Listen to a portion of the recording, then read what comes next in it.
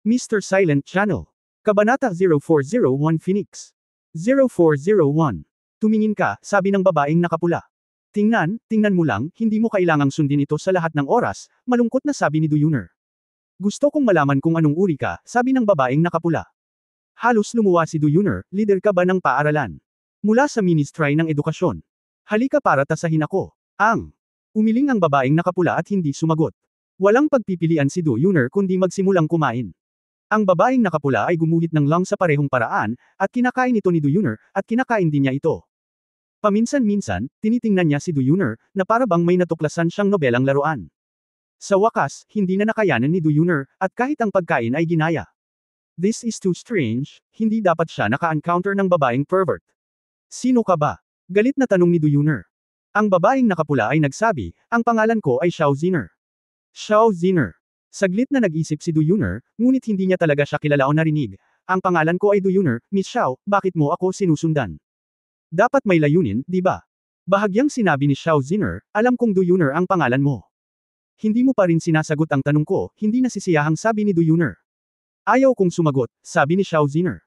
Kayo, mga binubuli ninyo ang mga tao. Well, tama iyan. Ano ang ibig sabihin, ikaw, parang makatwiran ka sa pambubuli ng mga tao. Si Duyuner ay malapit nang umiyak sa galit. Kinagat ni Xiao Ziner ang kanyang mga labi at ngumiti, at bigla siyang naging matamis, magaling ako, kaya makatwiran ako. Si Duyuner ay ganap na hindi nakaimik. Siguradong may nakilala siyang baliw na babae. Nanghihinayang ako sa kanyang magandang hitsura. Hindi ako pupunta sa grupo ng mga mental hospital para arestuhin siya mamaya, tama ba? Duyuner, tingnan mo, lahat tayo ay mayor. Sa ating mga pangalan, Ziner, Yuner, sabi ni Xiao Ziner. Anong kakaiba dito, ang daming tinatawag na ano? Wala sa mood si Duyuner na kumain. Kumurap si Xiao Ziner at nahulog ang kanyang mga mata sa kwelyo ni Duyuner. Ano yang nakasabit sa leeg mo? Isang piraso ng jade, na iniwan ng aking mga magulang para sa akin. Pagkatapos magsalita ni Duyuner, tumingin siya kay Xiao Ziner ng mapagbantay, ano ang gusto mo? Jade. Xiao Ziner squintang, gusto kong makita. Gustong tumanggi ni Duyuner, ngunit tumingin sa mga mata ni Xiao Ziner, mahina niyang tinanggal ang jade pendant. Tingnan mo lang. Gusto mong ibalik sa akin. Naramdaman ni Duyuner na siya ay masyadong mahina, bakit hindi niya masabi ang hindi? Si Xiao Ziner ay walang pakialam sa kanya, sa sandaling ang kanyang mga mata ay bumagsak sa jade pendant, agad siyang nanlamig. Pagkatapos niyang hawakan ang jade pendant, tulala siyang tumitig sa jade pendant. Nang makita ang ekspresyon ni Xiao Ziner, medyo natarante si Duyuner, anong problema? Miss Xiao, bakit ka excited? Tiningnan ito ni Xiao Ziner saglit na may komplikadong mga mata, at sinabing, binigyan ka ng iyong ama nitong jade pendant. Hindi ko alam, pero naiwan sa akin ng mga magulang ko, at hindi ko alam kung sa tatay ko ba o sa nanay ko. Mapait na ngumiti si Duyuner, ako ay isang ulila at lumaki sa isang welfare center. Huminga ng malalim si Xiao Ziner, kinuyam ang jade pendant sa kanyang kamay, pagkatapos ay dahan-dahang binitawan ito at ibinalik kay Duyuner. Miss Xiao, nakita mo na ba itong jade pendant? May naalala si Duyuner at umaasang nagtanong, may naiintindihan ka ba? Natahimik sandali si Xiao Ziner, pagkatapos ay nagsabi, hindi ko maintindihan. Oh! Nadismaya na tumanggaw si Duyuner, sa totoo lang, may tinatanong ako tungkol sa pinagmulan ng jade pendant na ito. Ang piraso ng jade na ito ay isang sinaunang jade. Narinig ko mula sa mga taong nagbabasa ng mga antik na ito ay phoenix. Hindi, ito ay isang phoenix, hindi isang phoenix. Hindi ito matatawag na isang phoenix sa pangkalahatan, sabi ni Xiao Ziner. Bakit? Magkaiba ba ang phoenix at phoenix? Ang phoenix ay lalaki at ang phoenix ay babae. Karaniwang hindi naghihiwalay ang mga tao, ngunit ang jade pendant na ito ay ang phoenix lamang, paliwanag ni Xiao Ziner. Saglit na nag-isip si Duyuner, ibig bang sabihin? Ang jade pendant na ito ay maaaring magkapares. Baka may isa pang jade pendant na may phoenix. Bahagyang nanginig ang maselang katawan ni Xiao Ziner, at ibinaba niya ang kanyang ulo at nagsimulang kumain ng walang sinasabi. Ibinalik ni Duyuner ang jade pendant sa kanyang leeg. Nang makitang hindi nagsasalita si Xiao Ziner, nagtanong siya, Miss Xiao, sa tingin mo ba posible ang hula ko? Walang isip na sinabi ni Xiao Ziner, siguro. Masayang sabi ni Duyuner. Sinabi, salamat, ngayon alam ko na ang higit pa, kung isang araw ay mahahanap ko ang aking mga biolohikal na magulang, tiyak na maaalala ko ang iyong kabutihan. Bahagyang sinabi ni Xiao Ziner, hindi naman magandang bagay na makita. Nakinig si Duyuner, at mahinang nagsabi, well, naisip ko rin, baka hindi talaga nila ako gusto, kaya iniwan nila ako sa orphanage. Gayunpaman, gusto ko lang silang makita, at hindi ko talaga sila gusto. Kompensasyon para sa akin, lumaki na ako, sa totoo lang, matagal na akong mag-isa, at sanay na ako. Tumangala si Xiao Ziner sa babae, at tahimik na kumain ng walang sinasabi. Nang matapos ang dalawa sa kanilang pagkain, si Xiao Ziner ay sumunod sa halimbawa ni Du Yuner, nagpunta upang ihanda ang plato, at pagkatapos ay sumunod sa labas ng cafeteria. Sa pagdaan sa playground, pinagtitinginan silang dalawa ng mga estudyante. Pagkatapos ng lahat, si Xiao Ziner ay napakakapansin-pansin. Miss Xiao, hanggang kailan mo ako susundan? Napatulala si Du Yuner. Magsasalita pa sana si Xiao Ziner nang tumunog ang telepono. Pagkatapos kunin ito, narinig ni Xiao Ziner ang ilang salita bago sumilay ang liwanag sa kanyang mga mata, sa wakas ay nakahanap ka ng isang bagay na interesante para sa akin. Alam ko, titingnan ko. Pagkatapos ibaba ang telepono, sinabi ni Xiao Ziner, Du Yuner, kailangan kong umalis, sa susunod na pagkakataon. Ikaw, umalis ka na lang, bakit sasama ka pa, may iba pa ba? Medyo natakot si Du Yuner. Gusto kong sumama. Pagkatapos magsalita ni Xiao Ziner, lumabas siya ng paaralan. Sa oras na ito, isang estudyanteng naglalaro ng football sa playground ang sumipa ng football at lumipad patungo sa gilid na ito, at malapit na itong mahulog sa ulo ni Xiao Ziner. Nang makita ito ni Du Yuner, nagmamadali siyang sumigaw, si Miss Xiao ay. Noon, kaya niyang tapusin ang kanyang pangungusap, natigilan si Du Yuner. Nakita ko na nang ang football ay malapit nang mahulog sa ulo ni Xiao Ziner, ito ay nababalot ng gintong apoy sa himpapawid. Sa paligid ng katawan ni Xiao Ziner, tila may restricted area na napapalibutan ng apoy, at ang football ay direktang sinunog sa isang masa ng itim na scum. Nangyari lamang ito sa isang iglap, at hindi ito napansin ng maraming tao na dumaraan, ngunit malapit lang si Du Yuner para makita ito ng malinaw. Ang itim na nalalabi ay naanod sa hangin, na parang ang football ay sumangga mula sa mundo. Noontog ang ulo ni Du Yuner, at naalala niya na ang apoy na ito ay tila lumitaw sa kanyang katawan noon. Dahil dito, hindi makapaniwala si Du Yuner at sa parehong oras ay labis na nasa sabik. Bigla niyang napagtanto na kapag lumapit sa kanya ang Xiao Ziner na ito, hinding-hindi talaga siya pupunta para makita siya, tiyak na may iba pang mga lihim na dahilan. Sa kasamaang palad, nang hinabol siya ni Du Yuner at sinubukang hanapin ang figure ni Xiao Ziner, nawala na ang pulang likod. Kabanata 0402 Concentrate. 0402 Dayo. Ang bundok, kung saan matatagpuan ang Tai Chi Gate, ay mahigit 1,300 metro sa ibabaw ng dagat. Ang mga bundok sa madaling araw ay nababalot ng ambon, berdeng pine at cypress, at kakaibang mga bato. Ang mga sinaunang gusali na nakapaligid sa libu-libong taon ay isinama sa mga nakapaligid na bundok. Upang kumita ng kabuhayan, itinuturing ng maraming mga sinaunang paaralan ng martial arts ang kanilang mga tarangkahan ng bundok bilang mga atraksyong panturista para bisitahin at mangolekta ng mga tiket ang mga turista. Gayunpaman, bilang isa sa 4 na sinaunang paaralan ng martial arts sa Xia Kingdom, ang Taijimen mismo ay nakaipon ng maraming kayamanan mula sa mga nakaraang dinastiya, at sa suporta ng gobyerno ng Xia Kingdom, walang kakulangan ng pera sa tiket. Sa makatuwid, ang buong bayan sa paanan ng Dayu Mountain ay halos ang logistics base ng Taijimen. Halos lahat ng tao sa bayan ay naglilingkod sa Taijimen at umaasa dito para sa ikabubuhay. Dahil dito, wala masyadong tao ang pumupunta dito sa bundok Dayo kapag weekdays. Pagkatapos ng lahat, walang mga patalastas dito, at walang ahensya ng paglalakbay ang nang-ahas na pumunta upang sakta ng Taijimen at humingi ng gulo. Pero kaninang umaga lang, isang binata, sakay ng motorsiklo na hindi niya alam kung saan nanggaling, ang nagmaneho sa paanan ng bundok Dayo. Ang binata ay humihit-hit ng sigarilyo, nakasando na may bukas na kwelyo, na parabang hindi siya natatakot sa lamig, kaya ipinarode niya ang kanyang motorsiklo sa ilalim ng gate ng bundok. Ang gate ng bundok ay inukit mula sa isang malaking block ng bato, na may mga salitang, Tai Chi Gate, na nakasulat sa malalaking gintong mga karakter na may pininturahan na bakal na mga kawit na pilak. Sa tabi ng pinto, mayroon ding 2 disipulo na nakasuot ng kulay abong damit na Taijimen. Nang makitang dumating ang lalaki sa tarangkahan ng bundok, nagkatinginan ang 2 alagad, at agad na sumigaw ang isa sa kanila, walang turista rito, at bawal pumasok ang mga tao, mangyaring umalis na kayo. Hindi ako nandito para bumisita, sabi ng binata. Inihagis ang upos ng sigarilyo at bumaba sa motorsiklo. Kung gayon, para saan ka nandito? Hinaranggan na ng 2 alagad ang pinto. Pagpatay, mahinang sabi ng lalaki. Nang marinig ito ng 2 disipulo, bigla silang may naalala, malaki ang pagbabago sa kanilang mga ekspresyon, at ang isa sa kanila ay napabulalas, ikaw ay tagahanga. Hindi nila inasahan na si Yefan ay napakakaswal, at pumunta siya sa pinto ng napakaaga. Nagkibit-balikat si Yefan, mukhang nakatanggap ka na ng ilang balita. Dawis Guyu, ang pinuno ng iyong sekta, hindi ba dapat tumakas ka na? Paanong matatakot sa'yo ang tiyuhin namin? Walang sabi-sabi, isang alagad na nagbabantay sa bundok ang bumunot ng signal na sumiklab mula sa kanyang baywang at agad itong pinaandar. Isang pulang signal flare ang tumagos sa fog ng bundok at lumipad sa hangin. Hindi ito pinigilan ni Yefan. Kung tutusin, wala namang pinagkaiba kung tumigil man siya o hindi. Dahil alam ng dawis na si Guyu na darating siya, tiyak na naiset up na niya ang Dragon Gate Array at naghihintay na makapasok siya. Matapos magpadala ng hudyat ang dalawang alagad, hindi na sila nagsalita ng walang kaparerekan. Hindi nila binalak na labanan si Ye Fan, tumalikod sila at tumakbo patungo sa gate ng bundok. Hindi mapigilan ni Ye Fan na matuwa. Ang mga taong Tai Chi ay talagang magaling. Alam niyang hindi niya ito matatalo kaya agad siyang umatras. Walang pakialam si Ye Fan. Hindi siya pumunta dito para gumawa ng sneak attack.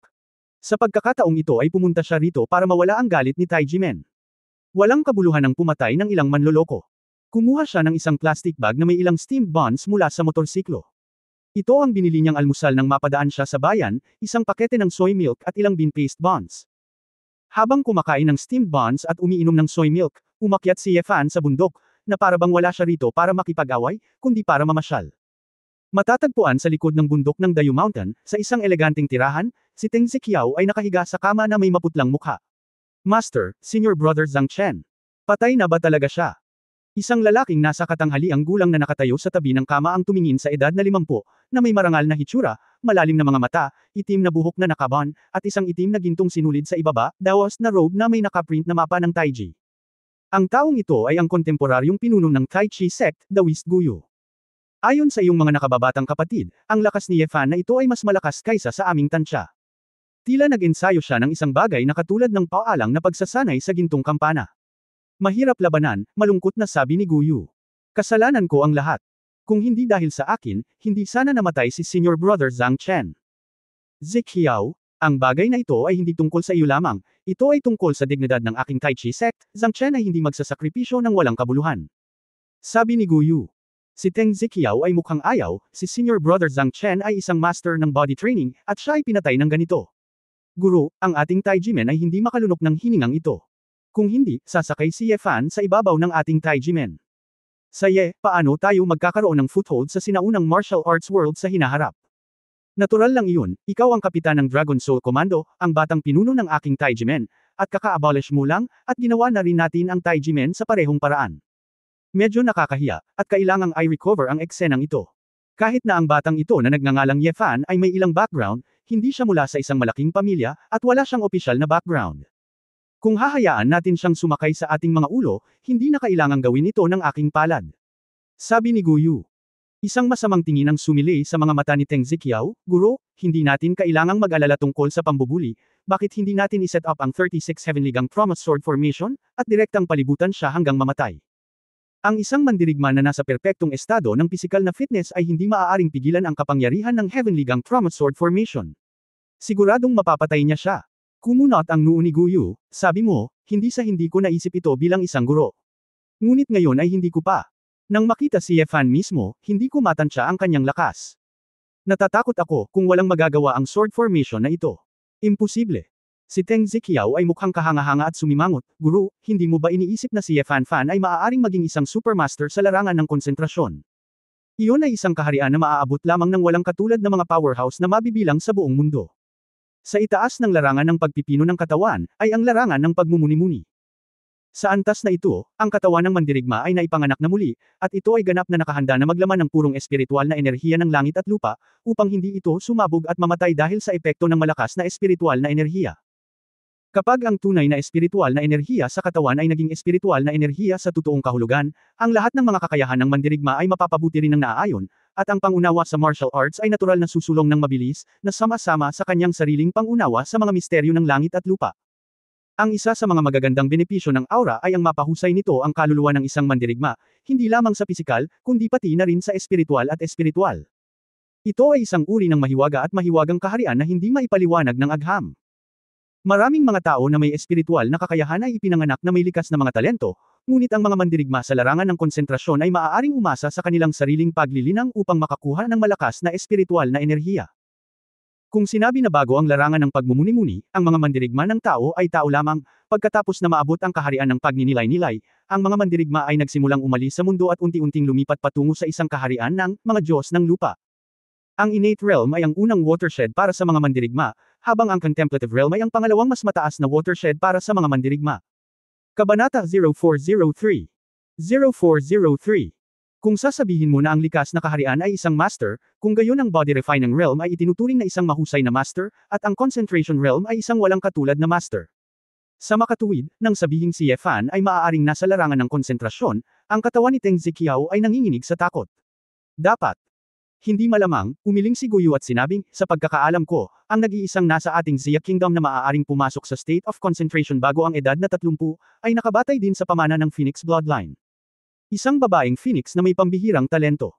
Itong Ye Fan ay bata pa, kahit na napakatalino niya, mas malakas kaya siya kaysa sa dugo ng Phoenix.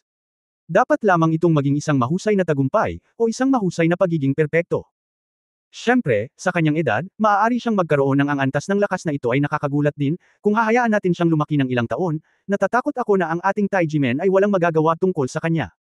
Nakahinga si Teng Ziqiao pagkatapos marinig ito, tumango at sinabing, oo, kung talagang magko-concentrate siya. Matagal nang niyanig ng kaharian ang kaluluwa ng dragon, ngunit hindi ito binanggit ng hari ng dragon, imposible ito. Nagsasalita tungkol sa Dragon King na iyon. Direktang subordinate ka pa rin niya, nasugatan ka ng gusto ni Ye Fan, at hindi ka niya pinanindigan. Panghahamak, dahil hindi siya mabait, huwag mong sisihin si Guyu sa pagiging hindi matuwid, itong Ye Fan. Hanggat maglakas loob siyang lumapit, hahayaan ko siyang pumunta at umalis. Gaya ng kausap niya. May narinig siyang kakaibang ingay mula sa labas, isang pulang ilaw ang tumaas sa langit. Signal bomb. Malamig na bomb-antong hininga si Guyu, nandito talaga ako, at hiniling sa akin ng Dragon King na trituhin ako ng may kagandahang loob, ngunit sadyang hindi mabait ang bisita. Master, kailangan mong mag-ingat, itong Ye Fan. Ang hirap pakitunguhan. Sabi ni Teng Ziqiao. Ikanaway ni Guyu ang kanyang mahabang manggas at sinabing, huwag kang mag-alala, Ziqiao, tatanggalin ko ang masamang galit na ito para sa iyo ngayon bilang isang guro. Pagkatapos sabihin iyon, mabilis na lumabas si Guyu, at ipinakita ang kakaibang kasanayan ng Tai Chi sect na, Lingyun Faido. Pagkatayo ng isa, sumampa siya kasabay ng hangin, at sa isang kisap mata, tumangay siya sa harap ng bundok. Nang matapos ni Ye Fan ang kanyang almusal, naglakad siya sa kalagitnaan ng bundok. Sa labas ng second-level mountain gate ng Tai Chi Gate, mayroong isang mountain pool na may sukat na 12 ng metro kwadrado. Sa gilid ng malamig na pool na ito, mayroong isang malaking bato na may nakasulat na 3 karakter na, Wanjian Pond. Ang lahat ng mga bisita ng sinaunang martial arts world na bumibisita, kadalasan ay kailangang magtanggal ng kanilang mga armas dito upang ipakita ang paggalang. Gayunpaman, natural na walang pakialam si Ye Fan. Wala siyang armas, at wala siyang intensyon na igalang ang sektang ito. Habang nagpaplano si Ye Fan na umakyat, 12 ng mga disipulo na may hawak na mahahabang espada ni Taijimen ay tumakbo na sa kalsada ng bundok na may mga bluestone na hakbang. Ang Taijimen ay may magandang background. Ang 12 ng mga disipulong ito ay pawang mula sa pinakamababang antas, at mayroon pang ang 3 bahagyang mas mahabang martial artist na mga baguhan din sa pagpipino ng katawan. 36 Heavenly Gang Trauma Sword Formation. Ang 3 martial artist na pumasok sa body refinement level, kasama ang 11 disipulo, ay mabilis na pinalibutan si Ye Fan. Mula sa loob hanggang sa labas, 12 alagad na may hawak na espada ang nakatayo sa bawat palapag, sa kabuuan ay 3 palapag, na patuloy na gumagalaw pabalik-balik, na may intensyong pumatay sa lahat ng dako, at halos walang posibilidad na makatakas maliban sa pagmamadali. Nang makita ang laban na ito, hindi napigilan ni Ye Fan ang pagpikit ng kanyang mga mata. Nabalitaan niya ang gayong porma sayon ng pagpatay sa Taijimen, na sinasabing, kamatayan ng walang pag-aalinlangan. Dahil sa pangalan ng sword formation na ito, narinig na niya ito sa loob ng maraming taon, kaya hindi pa niya sinira ang kanilang formation ngayon lang. Kung gusto mong talunin ang mga taga-Tai Chi sect, kailangan mong gumamit ng positibo at matigas na lakas para durugan ang kanilang pagpapahalaga sa sarili, kung hindi, mahahanap nila siya sa alanganin. Wala nang mas angkop para sa isang seremonya ng pagpupulong, kaysa sa pagsira sa kanilang pagbuo ng depensa. Ye Fan, napapaligiran ka na ng aming Uji Sword Formation. Kung luluhod ka ng masunurin ngayon, yumuko at aminin ang iyong pagkakamali, haharapin namin ito. Sinabi ng aming ulo na maaari ka pa ring panatilihing buhay. Sabi ng isang nangungunang body refining martial artist. Nang tumangala si Ye Fan, nakita niya ang isang daos na lalaki na nakatayo sa isang bangin sa itaas. Si Guyu, ang pinuno ng napakalaking sekta mo, para sa kapakanan ng isa sa iyong mga anak sa labas, ay nagpadala ng isang disipulo sa lugar ng aking asawa para manggulo. Kahit na ito ay isang underground gang struggle, binibigyang pansin mo pa rin ang hindi pananakit sa iyong asawa at mga anak.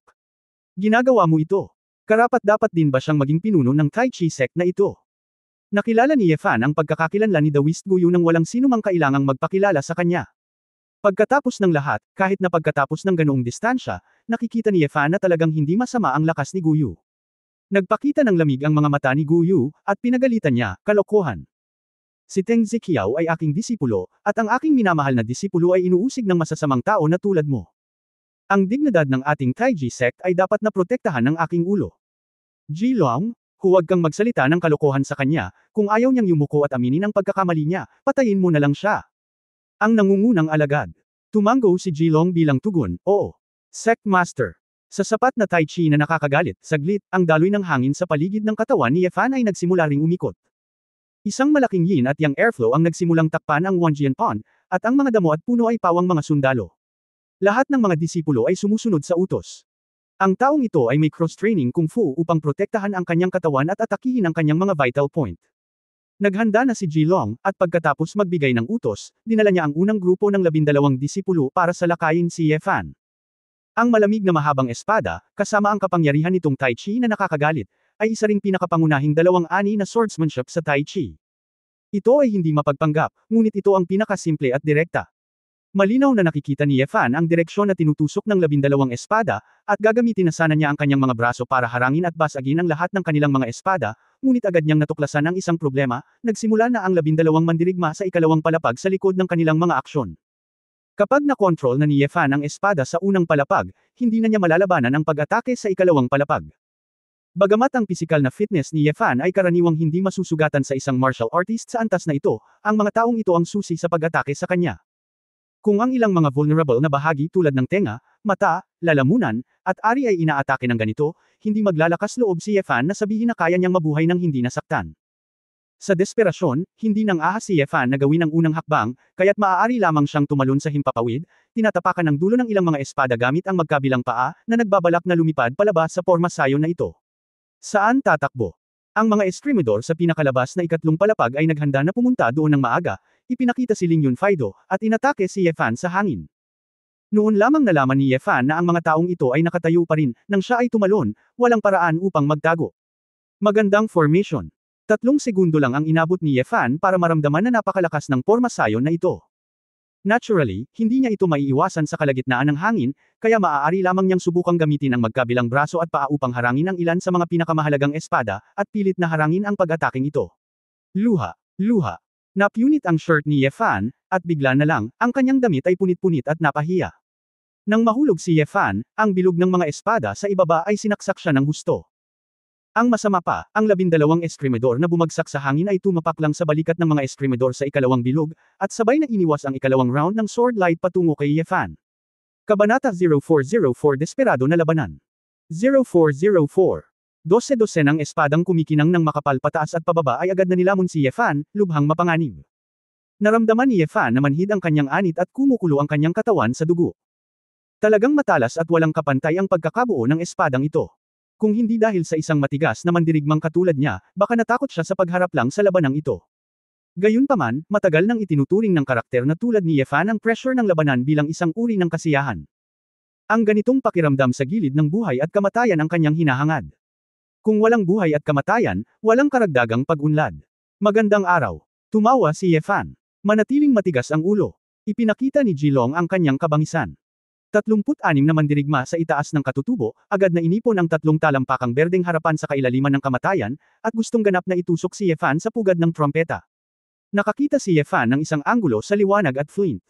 Humiga siya sa kanyang likod na ang isang kamay ay nasa lupa, at ang buong tao ay nagpakita ng isang poster na halos patag sa lupa. Ang itaas, gitna, at ibaba ay pawang mamamatay tao na intensyon. Pagkatapos, pinili ni Yefan na bumaba para maiwasan ang round of lore na ito. Namilipit ang mga daliri ni Yefan sa lupa, at mabilis na natangay ang kanyang katawan.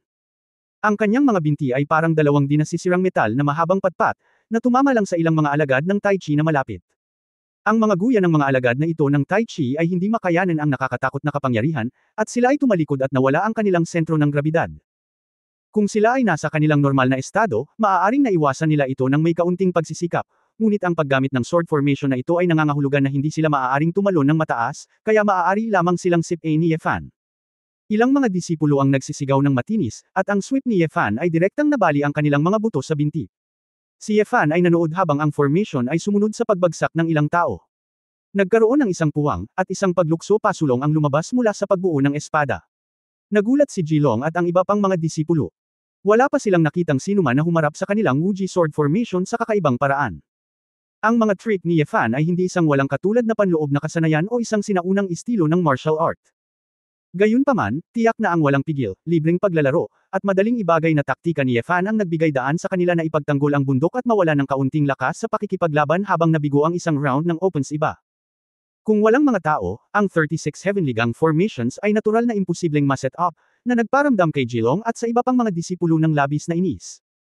Ito ang unang pagkakataon na maaaring sirain ng isang tao ang kanilang sword formation sa napakaikling panahon.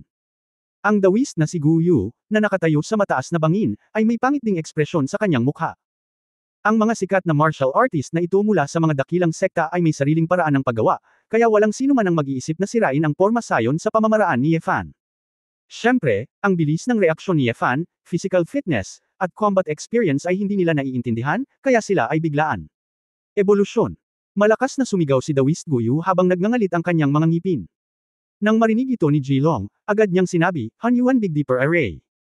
Kaagad pagkatapos ng utos, tatlong pangkat ng mga mananayaw ang pinaghiwalay sa tatlong direksyon sa katawan ni Yefan, na nagpapakita ng pagkakaayos ng Big Dipper at nakatayo sa paligid ni Yefan. Magsimulang gumalaw. Nanguna ang natitirang Jilong at iba pang tatlong mandirigma sa larangan ng body refinement sa pag-atake kay Yefan mula sa tatlong gaps. Mukhang mas maliksi ang porma sayon na ito. Bagamat nabawasan ang kabagsikan, mahirap maghanap ng mga bahid na masisira. Hindi inaasahan ni Yefan na makakagawa sila ng ganoong trick ng walang mga tao, at ito ay naging mas kawili-wili. Nang makita silang tatlo na nagmamadaling umakyat na may dalang mga espada, mabilis silang umiwas. Ilaw ng espada. Paano ito posible? Malaking pagbabago ang ekspresyon ni Jilong at ng iba pa, talagang nagawang pigilan ni Yefan ang kanilang sword chi gamit ang kanyang mga kamay, na talagang nakakatakot. Hindi maganda ang pakiramdam ni Yefan. Masasaktan siya sa sobrang hiwa, ngunit ang kanyang balat, kalamnan, at buto ay hindi na maaabot ng iba, kaya nagawa niyang gumawa ng gayong kabayanihan. Keng-keng. Doon. Ay isang tunog ng pagkasira ng metal. Matapos malaman ni Yefan ang paraan ng dalawang eskrimador, kinurot niya ang espada ni Jilong at agad itong nabali. Sa sobrang takot ni Jilong ay mabilis siyang tumakbo palayo, dahil alam niyang kung hindi niya ibibigay ang kanyang espada, siya ay sisipain. Lahat ng mga disipulo ay sumusunod sa utos. Sundin ang hangin at tubig sa espada.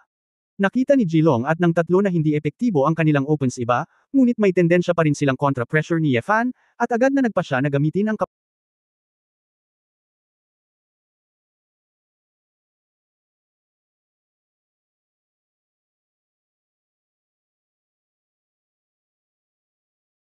kapangyarihan ng buong sword formation. Ang wind-flowing water swordsmanship ay isa sa mga natatanging kasanayan ng Taijimen. Binibigyang pansin nito ang espadang gumagalaw kasama ng hangin at ang tuloy-tuloy na pag-agos ng tubig. Sa huling pagsusuri, ito ay isang salita para sa daloy. 21 disipulo na bumuo ng Big Dipper sa labas, mula sa 7 star na posisyon, ay dumating upang kabkuban si Yefan. Ang anino ng espada ay parang bugzo ng hangin, tulad ng mabilis na agos, patuloy na tumatama patungo sa katawan ni Yefan, dumaraan, ngunit sa tuwing humihinto ito ng ilang ikasampu ng isang segundo. Hindi man lang pinansin ni Yefan, at siya ay nilaslas ng 12-dosenang beses sa kanyang katawan, at ang kanyang mga damit at pantalon ay halos imposibleng maisuot. Kung hindi dahil sa malakas na katawan ni Yefan, siya ay napuno ng mga butas, at siya ay namatay ng maraming beses. Sige, tutukan mo pa siya. Napasigaw si Jilong nang makita ang epekto ng pagkilos na ito. Ngunit hindi na kinaya ni Yefan. Bagamat hamina ang kapangyarihan nitong sword formation, talagang nainas siya nito. Sumimangot si Yefan, pinili lang niyang huwag umiwas, at tumakbo patungo sa nag-aabang na mandirigma. Sa isang dagandong, direktang binasag ni Yefan ang isang bakal na espada gamit ang kanyang dibdib, at pagkatapos ay sinampal ng malaking kamay ang mandirigma. Kasunod ng parehong paraan, pinrotektahan ni Yefan ang kanyang mahahalagang bahagi, at umasa sa bentahe ng bilis ng kanyang individual na sundalo sa pagrampa. Nang walang labis na pagsisikap, ang lupa ay puno ng mga sirang espada at nasugatan. Maaaring talagang pumatay ng mga tao si Yefan, ngunit mayroon siyang ibang mga plano, kaya hindi siya nagsimulang pumatay ng mga tao. Ito, Sampain. Anong klaseng halimaw itong lalaking ito? Si Jilong at ang iba pa ay pawis na pawis, at hindi pa sila nakakita ng ganoong hindi makatwirang away. Ito ay umaasa sa sariling lakas, sa sariling kapangyarihan sa pagtatanggol, at sa sariling lakas upang piliting kainin ang kalaban ng hilaw. Ang mga disipulo ng Taijimen ay nahulog din sa isang uri ng kawalan ng pag-asa. Pakiramdam nila ay hindi isang mandirigma ang kanilang kaharap, kundi isang halimaw at isang demonyo. Makalipas ang isang minuto, natalo na ni Yefan ang 36 na makalangit na gang, naiwan lamang ang 4 o 5 kaawa-awang disipulo tulad ni Jilong. Nakatayo sa mataas na bangin, ang mga mata ni Gu Yu ay bilog at puno ng hindi maisip na mga ekspresyon. Hindi niya masabi mula sa simula hanggang sa huli, kung anong uri ng kung fu ang ginawa ni Yefan. Sa sandaling bitawan ni Yefan ang kanyang kamay, ilang putol na espada ang nahulog sa lupa. Binalik niya ang tingin kay Jilong at sa iba pa, gusto kong patayin ang ulo mo, kung gusto mong mamatay, sumama ka rin. Ikaw, huwag kang magalit. Paano mo malalabanan ang lakas ng ating Sect Master Shishu? Tama. Ang lakas ng loob mong hamunin ang Sect Master natin. Malakas na ipinagtanggol ng ilang mga disipulo ang dignidad ng Sect Master, ngunit ang sinabi nila, ngunit nakonsensya sila, at walang sinuman ang nang-ahas na umakyat at kumuha ng isa pang pagbaril, dahil ang lalaking ito na nagngangalang Yefan ay tila hindi kayang talunin. Kabanata 0405 Chunyang Sword Drawing 0405. Ngumisi si Yefan, kung gusto mong maging cheerleader, samahan na kita. Pagkatapos sabihin iyon, yumuko si Yefan sa magkabilang paa, at ang kanyang katawan ay parang palaso mula sa tali, na nagmamadali patungo kay Guyu sa mataas na bangin. Naisip ng dawis na si Guyu na kung aakyat si Yefan, bakit kailangan niyang tumakbo sa ilang bahagi ng kalsada sa bundok. Pagkatapos ng lahat, hindi naman talaga galit si Yefan. Dumating up. Sa taas na mahigit 100 metro, hiniram lang ni Yefan ang puwersa sa isang bato, tumalo ng 2 beses, at dumiretso sa mataas na bangin. Nang inag ang puso ni Daos Guyu, ngunit pagkatapos ng lahat, siya ay nasa palad ng isang paksayon. Talagang hindi ka umiiyak nang hindi nakikita ang kabaong. Sa tingin mo ba ay isang maliit na sekta ang Taijimen natin? Ikaw lang, maglakas loob na guluhin ang buong Taijimen natin, napaka-unreasonable mo. Tunog ni Guyu Shen. Tumingin sa kanya si Yefan na may maluwag na mukha, at dahan-daang lumapit kay Guyu, ang sinabi mo ay hindi tumutugma sa tensyon na ipinapakita mo ngayon. Bakit, nakikita kong sinira ko ang iyong 36 Heavenly Astral Trauma Sword, mayroon bang ganoong bagay na dapat katakutin? Hanggat may ganap na kapangyarihan, ang pagbuo ng espada ay isang mapanlinlang na panlilinlang lamang, sa puntong ito. Hindi mo ba naiintindihan? Sinampal ni Guyu ang kanyang mukha, huwag kang magalit. Nakatakas ka lang sa pormasayon, umaasa sa ilan sa iyong sariling mga oportunistang panlilinlang. Hindi ikaw ang unang lumabas mula sa pormasayon sa nakaraan, huwag mong isipin na ikaw ay kamangha-mangha. Oh, sa tingin ko ba? Nagkibit balikat si Yefan, mula sa simula hanggang sa huli, tila ikaw ang pinuno ng sekta ng Tai Chi, at ang iyong anak sa labas, pakiramdam mo ay sobra ka na, maaari kang tumakbo sa Huahay kung gusto mo at maghanap ng problema sa akin at sa aking asawa. Mahahanap mo ako. Iyon nga lang, ang mga lalaki ay gumagamit ng mga pamamaraan ng kalalakihan upang malutas ang labanan. Pero may pinadala ka sa kumpanya ng asawa ko para manggulo at sir-on siya, kasalanan mo yan. Ha. Little boy Wangko, kahit anong sabihin mo, isa ka lang baliw na may brute force. Sa tingin mo ba basta-basta lang akong nakatayo sa bangin na ito? Sumimangot si Yefan. Nakakunot ang noo niyang sinulyapan ang kanyang mga paa. Hindi kaya ang mataas na bangin na ito ay may isang uri ng paputok na bitag sa pananambang. Ngunit sa sandaling ito, sinasamantala ang sandaling ibinaba ni Yefan ang kanyang ulo at nagambala, kumislap ang mga mata ni Dawis Guyu, at mabilis siyang humakbang pasulong, at ang espada sa kanyang kamay ay agad na hinayla mula sa scabbard. Sword art ni Purong Yang. Pagkabigla, tulad ng bahaghari na tumutusok sa araw, nang ang mahabang espada ay nabunot mula sa scabbard, ang sword chi ay nagdala ng isang nagliliyab na puting liwanag, at ang mapanirang espada na chi ay naging isang nakamamatay na arko ng liwanag. Nang iangat ni Yefan ang kanyang mga mata, ang liwanag ng espada ay dumating na sa kanyang harapan. Si Yefan ay nag-iingat din sa instinct. Hindi man niya napansin ang pagguhit ng kanyang espada, napaatras siya ng maaga. Ang maliit na pag-atres na ito ay nagbigay daan sa kanya na iwasan lamang ang pinaka-nakamamatay na bahagi ng lalamunan. Ubu. Ang dulo ng espada ay naglaslas sa baba ni Yefan, na nagdala ng kaunting dugo. Hinawakan ni Yefan ang kanyang baba at nalaman na may maliit na sugat na nahiwa, at isang malamig na pawis ang bumuhos mula sa kanyang likuran. Purong Yang sword art.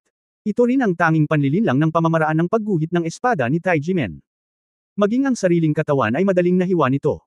Bagamat sikat na sikat ang trick na ito, kakaunti ang nagsasanay nito dahil nangangailangan ng maraming oras upang mag-ehersisyo ang lakas ng braso at footwork. Sa huling pagsusuri, isa lang itong trick. Gaano man kalakas ang diskarte sa pagguhit ng espada, kung maingat ka, maiiwasan mo ito ng maaga. Kung ikukumpara sa iba pang kasanayan sa swordsmanship, ang Chunyang swordsmanship ay medyo walang lasa. Sa hindi inaasahang pagkakataon, ang The West Ancient Moon na ito, bilang pinuno ng sekta, ay talagang naghirap upang matutunan ang gayong hindi sikat na pamamaraan. Ang susi ay alam din ng Daos na si Guyu kung paano ilihis ang atensyon ng kalaban, at tama ang timing. Kung hindi dahil sa karanasan ni Yefan sa daan-daang laban, baka napatay siya dito ngayon. Nakita ng Dawis na si Guyu na hindi siya makakagawa ng kahit isang galaw, kaya mabilis niyang binago ang isang set ng mga galaw ng espada at nagwalas ng 10,000 malamig na bituin patungo kay Yefan ng galit na galit. Gayunpaman, pagkatapos maghanda si Yefan, mahirap para sa sword move na ito na magkaroon ng anumang epekto. Ilang beses na umiwas si Ye Fan, at ang lahat ng magagandang galaw ng espada ni Dawis Guyu ay itinapon sa hangin. Ito ay isang sinaunang buwan, hindi nakakagulat na si Teng Ziqiao ay napakaitim ng tiyan. Lumalabas na ang isang ama na tulad mo, ang pinuno ng isa sa 4 na marangal na sekta, ay magsasagawa pa rin ng ganitong uri ng mga masasamang taktika. Ngumisi si Ye Fan, sa tingin ko sa iyo ang posisyon na ito ng sect leader ay hindi nakukuha sa pamamagitan ng pagiging patas. Kalokohan. Huwag umiwas kung mayroon kang lakas ng loob. Makipagkumpetensya sa upuang ito ng direkta. Malakas na sigaw ni Guyu daw. Nang hihinayang sinabi ni Ye Fan, ang harap ay ang harapan. Pagkatapos sabihin iyon, humakbang pasulong si Ye Fan, at nang tatama na ang talim ni Guyu sa kanyang puso, hinawakan niya ang talim. Umingaw si Ye Fan, ang mahusay na pagkakagawa ng mahabang espada na ito ay nagpakawala ng ungol, at sa pamamagitan ng isang keng, ito ay naputol sa 3 piraso. Napaatras si Guyu ng ilang hakbang at natakot na tumingin kay Ye Fan. Ang lakas ng kanyang pagpino sa katawan, ang kapangyarihan ng isang espada, gaano kalakas, ngunit si Ye Fan ay talagang walang kamay. Itinapon ni Ye Fan ang putol na talim at tumingin sa kanyang kamay, may mga bahagyang bahid ng dugo, ngunit hindi ito gumawa ng malaking pagkakaiba. Katamtaman talaga ang swordsmanship ng Taijimen. Kung mayroon ka pang magagawa, gamitin mo lang, sabi ni Ye Fan na may kasamang masamang ngiti. Sa ilalim ng bangin, pinalibutan na sila ng 12-12 ng mga pangunahing disipulo ng Taiji sect. Natigilan sila nang makita nila na ang dawis na si Guyu ay binugbog ng husto na maging ang kanyang espada ay nabali. At naramdaman ng dawis na si Guyu na ang kanyang mukha ay nadisgrasya, nagalit siya, at sa lahat ng kanyang galit, ipinagpatuloy niya ang pag-atake kay Ye Fan. Matapos maipakita ang Ling Yun Fit sa ilalim ng kanyang mga paa, ang paggalaw ni Guyu ay naging napakabilis, tulad ng mga after images, na patuloy na kumikislap sa paligid ng katawan ni Ye Fan. Kamay ng Shuangkong Acupuncture. Isinasaalang-alang ni Guyu ang napakalakas na depensa ng katawan ni Ye Fan, kaya kinailangan niyang gumamit ng mga diskarte sa palad na nakabatay sa acupuncture upang i-target ang mga kahinaan ni Ye Fan, na patuloy na umaatake mula sa mapanlinlang na mga anggulo. Ngunit ang mga mata ni Ye Fan ay parang kuryente. Nang tinapik ng kamay ni Guyu ang kanyang Tansong Point, inihagis ni Ye Fan ang kanyang paa at sinipa muna ang braso ni Guyu. Napasigaw si Guyu sa matinis na pag-iyak, niyakap ang putol niyang braso, gamulong siya at nahulog sa mataas na bangin. Sect Master. Sumigaw ng malakas ang ilang disipulo, ngunit hindi nila malinaw na makita kung paano natagpuan ni Ye Fan si Guyu. Gamit ang natitirang kamay ni Guyu, hinawakan niya ang mountain pine at pilit na pinatatag ang kanyang katawan. Walang sabi-sabi, natapakan niya ang pader na bato at tumakas sa tuktok ng bundok. Nang makita ito, hindi nagsalita si Ye Fan, at hinabol siya. Sinubukan din ni Guyu ang kanyang makakaya sa pagsuso, at walang pakialam na makita ng kanyang mga disipulo ang kanyang nahihiyang hitsura, tumakbo siya pabalik sa tuktok ng bundok na pawis, at lumipad sa ilang mga sinaunang bulwagan sa likod. Uncle Master! Uncle Master! Nagkakagulo ang sekta. Mangyaring tulungan si Guyu na lipulin ang kalaban. Histeryosong sigaw ng Daos na si Guyu. Sa wakas ay natauhan si Ye Fan. Napag-alaman ng lalaking ito na hindi niya kayang talunin siya. Pinlano niyang ilipat ang mga rescue soldiers at hanapin ang mga elder ng Tai Chi sect na umatras sa likod ng mga eksena para kumilos. Pagtatapos ng kabanatang ito. For more videos, please like, share and subscribe.